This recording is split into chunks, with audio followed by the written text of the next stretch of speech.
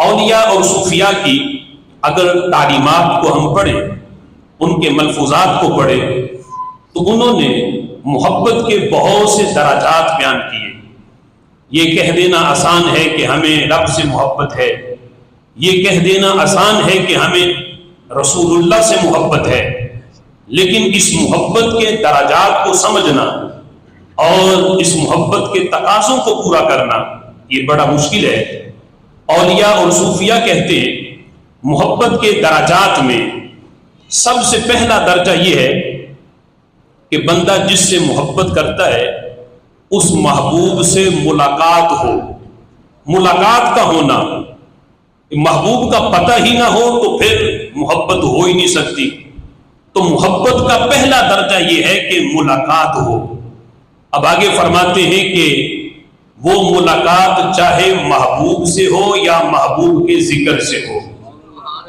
محبوب سے ہو ڈائریکٹ، آنکھوں سے محبوب کو دیکھا جائے، یا محبوب کو دیکھا تو نہ جائے لیکن محبوب کے ذکر سے ملاقات ہو جائے، ان دونوں میں سے جس چیز سے بھی ملاقات ہو تو یہ محبت کا پہلا درجہ ہے۔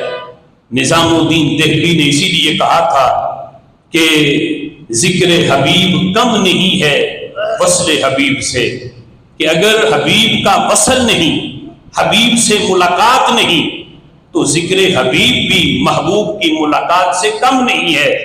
اگر محبوب کا بیٹھ کے ذکر کرو تو یہ ذکر حقیقت میں محبوب کی ملاقات کا سبب بنتا ہے۔ ذکر حبیب کم نہیں ہے وصل حبیب سے۔ اور ایک عربی کا ایک شاعر ہے، تھا نبینا، آنکھوں سے نظر نہیں آتا تھا، تو اس نے ایک ربائی لکھی۔ اس ربائی کے اندر اس نے یہ کہا کہ یا قومی اذنی لبعد الحی عاشقۃ والاذن تعشق قبل العین احیانا۔ اس نے کہا کہ یا قومی، اے میری قوم، لی اذنی لبعد الحی عاشقۃ، کہا کہ میرے کان جو ہیں وہ کسی کے عاشق بن گئے۔ اے میری قوم، آنکھیں تو بن نہیں سکتی چونکہ آنکھوں سے تو وہ نبینا تھا، تو کہنے لگا کہ میرے کان کسی کے عاشق بن گئے۔ یا قومی اذنی لبعد الحی عاشقۃ، میرے کان کسی کے عشق میں گرفتار ہو گئے، میرے کان کسی کے عاشق بن گئے۔ اور کہتا ہے والاذن تعشق قبل العین احیانا، کہتا ہے لوگوں اس سے پریشان نہ ہونا کہ کان عاشق کیسے بن سکتے ہیں۔ تو کہنے لگا کبھی ایسا ہوتا ہے کہ آنکھوں سے پہلے کان عاشق بن جاتے ہیں، کبھی ایسا ہوتا ہے کہ آنکھوں سے پہلے، یعنی آنکھوں سے دیکھا نہیں ہوتا۔ بہت سی روایات ایسی ہیں کہ ابھی صحابہ نے آ کے محبوب کا دیدار نہیں کیا تھا، ابھی دور تھے تو کسی سے حضور کے حسن و جمال کی صرف باتیں سنی تھیں، تو صرف باتیں سن کے کانوں سے سنا تو کان ہی محبوب کے عشق میں گرفتار ہو گئے، آنکھوں سے تو آگے بعد میں دیکھا۔ تو کہا کہ بل اذن تعشق قبل العین احیانا، کبھی ایسے ہوتا ہے کہ آنکھوں سے پہلے کان عاشق بن جاتے ہیں۔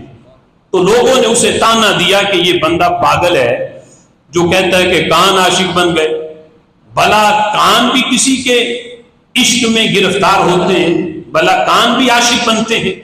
ہاں آنکھ دیکھتی ہے تو آنکھ کے ذریعے پیغام دل تک پہنچتا ہے، پھر دل کے اندر اس کی محبت پیدا ہوتی ہے، لیکن یہ شاعر جو ہے یہ آنکھوں کے ساتھ ساتھ لگتا ہے کہ یہ بندہ دماغ سے بھی پیدل ہے، کہ جو کہتا ہے کہ میرے کان کسی کے عشق میں گرفتار ہیں۔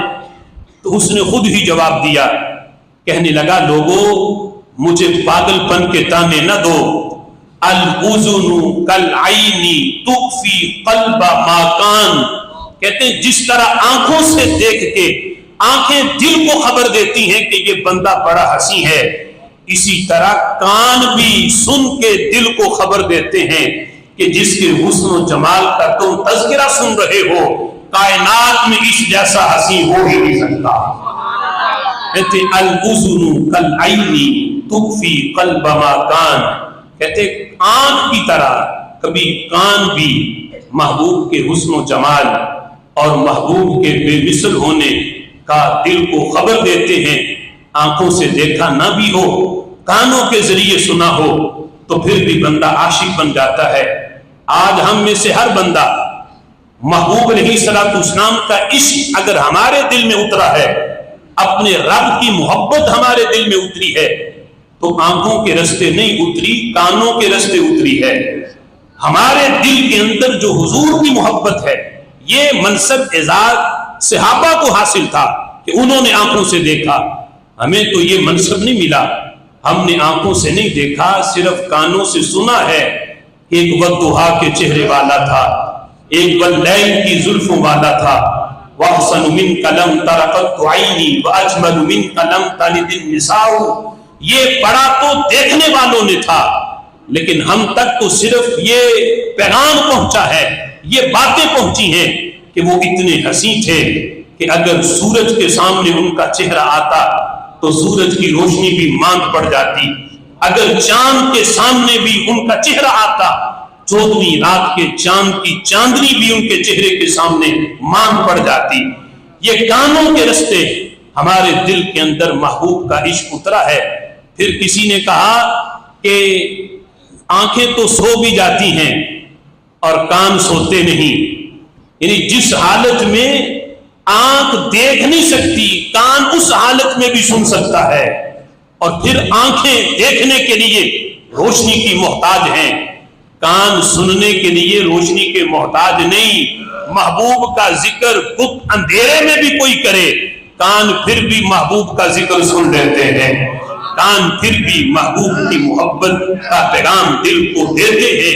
یعنی کان اندھیری رات کے اندر بھی یہ روشنی کے محتاج نہیں ہے کہ محبوب کو دیکھنے کے لیے کسی چراغ کی ضرورت ہو. اندھیرا بھی ہو، کان محبوب کا ذکر سن کے دل تک محبوب کی محبت کا پیغام پہنچا دیتے ہیں.